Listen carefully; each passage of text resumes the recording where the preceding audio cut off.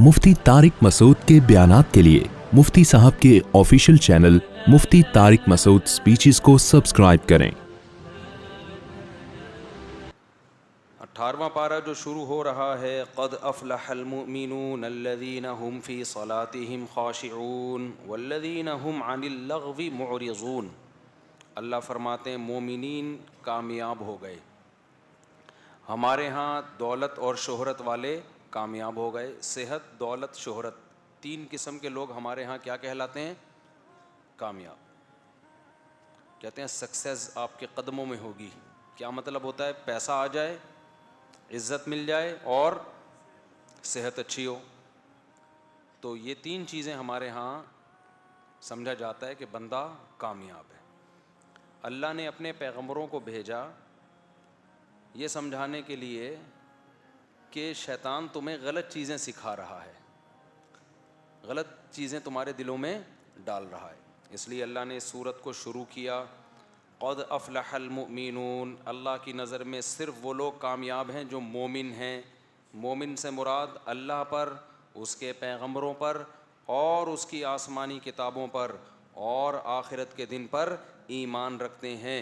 आमनतु बिल्लाहि व मलाइकतिही व कुतुबिही व रुसुलिही वल यौमिल आखिर वल क़द्रि खैरिही व शर्रिही मिनल्लाहि तआला वल बाअसी बादल मौत, जिसको ईमान मुफस्सल कहा जाता है।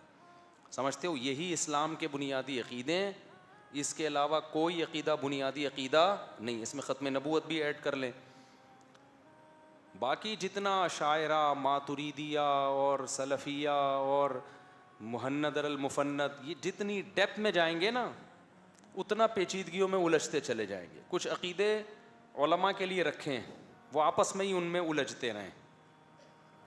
इसलिए मैं कहता हूँ ना, अल मुहन्नद अल मुफन्नद के अक़ीदे गलत नहीं हैं, लेकिन वो आवाम के लिए नहीं लिखी गई है किताब, वो उलमा के लिए लिखी गई है। आवाम के लिए उलमा ने जो किताबें लिखी हैं वो बहश्ती ज़ेवर में शुरू में अक़ाइद लिखे हुए हैं। मौलाना अशरफ अली थानवी की किताब है ना बहश्ती ज़ेवर, उसके शुरू में जो अक़ीदे हैं वो हैं असल अक़ीदे। बाकी डेप्थ में जाएंगे तो पेचीदगियाँ बढ़ती चली जाएंगी। इसलिए जब किसी यूट्यूब पे सुना करें ना अशायरा गुमराह हैं या मातुरीदिया गुमराह हैं या सलफ़ी गुमराह हैं, बोलो भाई ये मौलवियों के फड्डे हैं, इनको आपस में लड़ने दो। ये किसके झगड़े हैं? अच्छा, ये भी जहन में रखो, हर अक़ीदा बुनियादी नहीं होता। जैसे इस्लाम में कुछ मसाइल ऐसे हैं जो इत्तिफ़ाक़ी हैं, उनमें इख्तिलाफ़ करना जायज़ नहीं है। जैसे इस्लाम में कितनी नमाज़ें फ़र्ज़ हैं? 5। अब ये नहीं है कि हनफियों के नज़दीक 5 नमाज़ें तो शाफ़ियों के नज़दीक 4, ऐसा नहीं है भाई। इसमें कोई हनफी शाफ़ी इख्तिलाफ़ करेगा तो इस्लाम से निकल जाएगा वो। नमाज़ें कितनी हैं? 5। रमज़ान के रोज़े फ़र्ज़ हैं, उनकी कैफ़ियत भी मालूम है। ज़कात फ़र्ज़ है, हज फ़र्ज़ है, हज का बेसिक तरीक़ा भी सबका एक जैसा है, इनमें इख्तिलाफ़ की इजाज़त नहीं है। हालांकि ये फ़ुरूई मसाइल ही हैं, लेकिन ये फ़ुरूई ऐसे हैं जिनको शरीयत ने 2 और 2 4 की तरह वाज़े कर दिया है।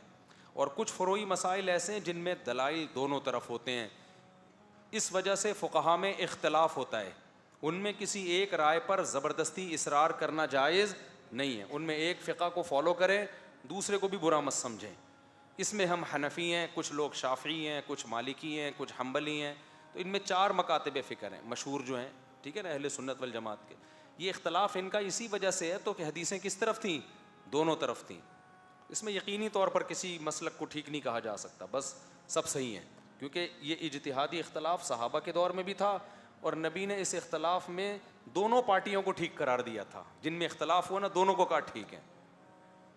तो जैसे मसाइल में उसूली फ़ुरूई, ऐसे ही अक़ीदे में भी सारे अक़ीदे उसूली नहीं होते। कुछ अक़ीदे उसूली हैं, कुछ जब आप डेप्थ में जाएंगे ना तो फिर इख्तिलाफ़ पैदा होगा। तो डेप्थ में घुसने की ज़रूरत बोलो है ही नहीं। तभी मैं अक्सर ये बताता हूँ ना, अल्लाह अर्श पर है। अब हमारे लोग कुछ कहते हैं, अबे ये तुमने क्या कह दिया, अल्लाह हर जगह। भाईजान, पब्लिक को इन बखेड़ों में मत डालो। ये अशायरा मातुरीदिया के मसले हैं, ये उलमा के पढ़ने की चीज़ें हैं। पब्लिक को वो बताओ जो हदीस में है कि नबी ने बांदी से पूछा अल्लाह कहाँ है, बांदी ने कहा फिस समा, ऐसे उंगली से इशारा किया। तो बस जब उस बांदी की बख्शिश हो सकती है यूं इशारा करने से تو آج اگر کوئی دیوبندی سے پوچھا جائے اللہ کہاں ہے، وہ بولے ادھر ہے، تو اس کی بھی بخشش انشاءاللہ ہو جائے گی، ٹھیک ہے نا. تو اس لیے بکھیڑوں میں پڑھنے، ہاں پھر آگے اس کی کیفیت میں پڑھو ہی نہیں. پھر کوئی آگے سے جواب دیتا ہے اللہ تو ہر جگہ ہے. بولو بھائی یہ کس کے مسائل ہیں؟ یہ مدرسوں میں پڑھانے کے ہیں. پبلک کے لیے اتنی ڈیپتھ میں جانا بولو بالکل نقصان دہ ان کی صحت کے لیے. جس چیز کو اللہ رسول نے بیان کر دیا نا جتنا، بس اس کو اتنا ہی رکھو. ہاں کچھ مسائل علماء کے لیے ہوتے ہیں وہ جائیں ڈیپتھ میں، تو آپ تو علماء نہیں ہیں نا، وہ کچھ مولویوں کے لیے پھڈے آپس میں ان کے جھگڑنے کے لیے رکھیں. جھگڑا بہت ضروری ہے، یہ ذہن میں رکھو. تو پھر کس چیز میں پھڈا ہوگا، تو وہ ان کے لیے رکھو. اور صحیح عالم وہی ہوتا ہے جو عوام سے، عوام کے مینٹل لیول پہ آ کے بات کرے. وہ اپنی افلاطونیاں اور اپنی بقراتیاں لوگوں کے سامنے نہ بتائے. آپ نبی صلی اللہ علیہ وسلم نے فرمایا کلم الناس علی قدر عقولہم، لوگوں سے ان کی عقل کے مطابق بات کیا کرو، ان کے مینٹل لیول پہ آ کے بات کیا کرو. جیسے وہ مشہور واقعہ حضرت موسیٰ علیہ السلام کے دور کا نا، کہ موسیٰ واقعہ تو مستند نہیں ہے لیکن بعض واقعے مستند نہیں ہوتے، لیکن ان سے جو سبق مل رہا ہوتا ہے وہ سبق بالکل ٹھیک ہوتا ہے. ایک دیہاتی تھا نا، کہتا تھا اللہ میاں تو میرے پاس ہوگا تو میں تیرے بالوں میں کنگھی کروں گا، میں تیری خدمت کروں گا.